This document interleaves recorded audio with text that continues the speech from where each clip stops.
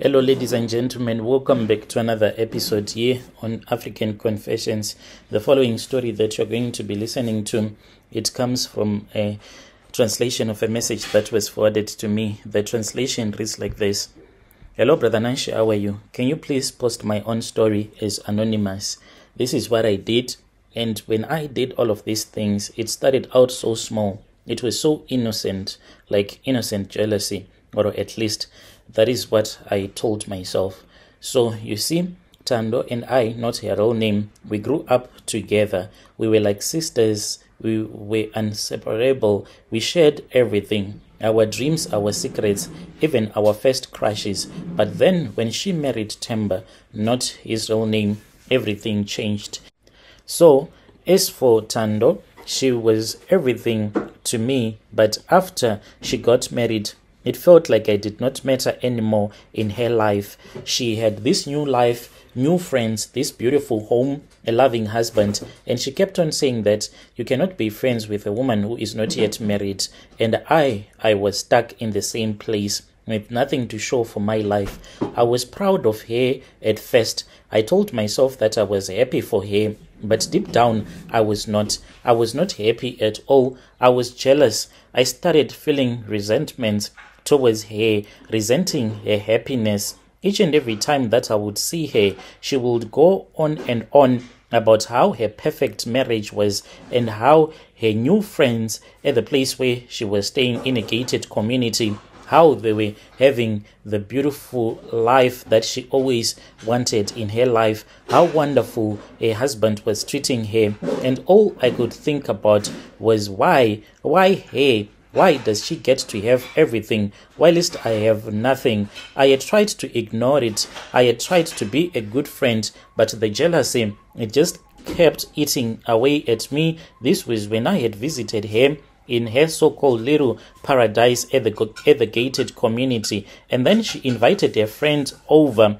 and she was like, this friend of mine, like her husband bought an expensive ring for her. Yes, that woman, when she came, she started going on and on about her wedding ring. Even as for my friend, she was also saying that she feels really proud whenever she's wearing that ring. This made me to feel so bad. Then one day, I had enough with her. I could not stand it anymore. I could not stand the way that she looked so happy, so content with life, whilst I was just miserable. So that was when I made a decision, a very terrible decision. I decided that it would be far much better for me to take away that happiness from her. I had heard about a Sangoma, a man who was powerful enough to help me, who could help with things. People said that he could make anyone to fall in love or break up a marriage or to curse your enemies. I did not believe in that stuff before, not really, but I was desperate. I convinced myself that I was doing it to protect her, to protect our friendship, and I convinced myself that her husband was not a good man and we had to save our friendship. Otherwise, things were not going to be okay. And at that time, I think that I was losing myself. I was losing my mind, because how could I have ever thought about breaking up her marriage? And how could I have ever thought that this, what I was doing, it was for the future in the event that he was going to break her heart? The truth is that I just wanted to see her suffer. So I went to the Sangoma. I told him that I needed something to make her husband to leave her, to make him hate her so much that he would walk out and never come back. I thought that I was doing God's work, and I did not realize that the devil had entered into my heart, and he gave me a potion. It was something that was so simple. This love potion, it was going to make these two people to hate each other so much. Inside there was some black liquid oil. It smelled awful, like it was some human feces, like rotting meat or something else that I can't even describe.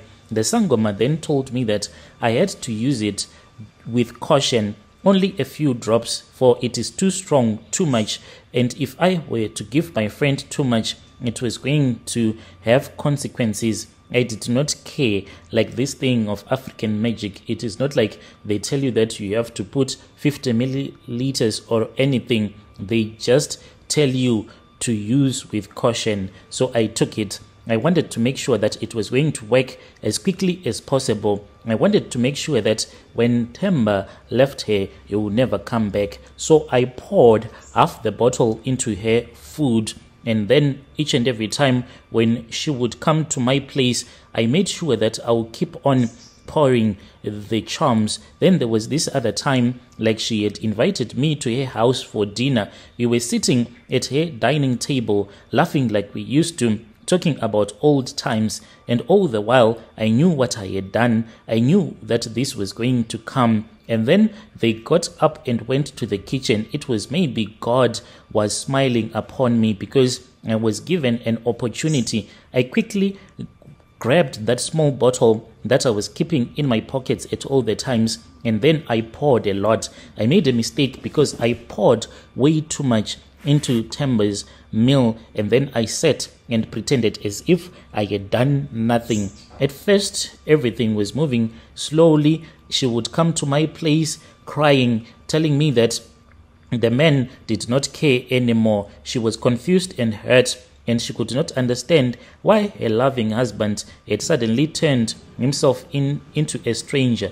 But I did what I did, and I knew that it was because I wanted her to be my friend again. I did not want her husband to be in the picture, but things took a dark turn, a turn that I was not expecting. This man did not just become distant, but he became violent. She called me one night and she said, "Can you please come and pick me up?" I went and I picked her up, and I saw that she had bruises all over. The man had beaten her up for the first time in her life, and I was so happy. When I was driving back to my place, when we would be driving in an area where there was no good lighting, I would be smiling, looking to the side whilst she was crying. And I then started to feed her with poisonous ideas, calling her husband a psychopath. And she believed me until Brother Nashi, when they broke up. So the night when they broke up, she did not want to leave because she loved her husband.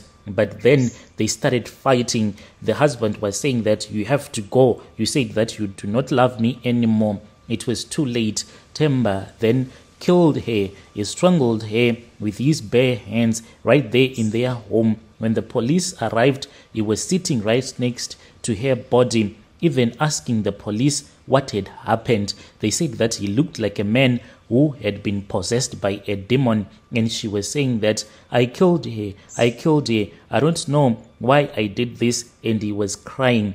Brother Nashi, this man, he is in prison right now because of the charms that I used on him and on the wife. There was this other day when we had gone to the graveyard. I looked at my friend's grave whilst we were planting some flowers close to my sister's grave, and I felt so bad looking at her grave, knowing that I was the one who made her to be killed by her husband. If you post my story, please tell me. I'll be following through in the comment section.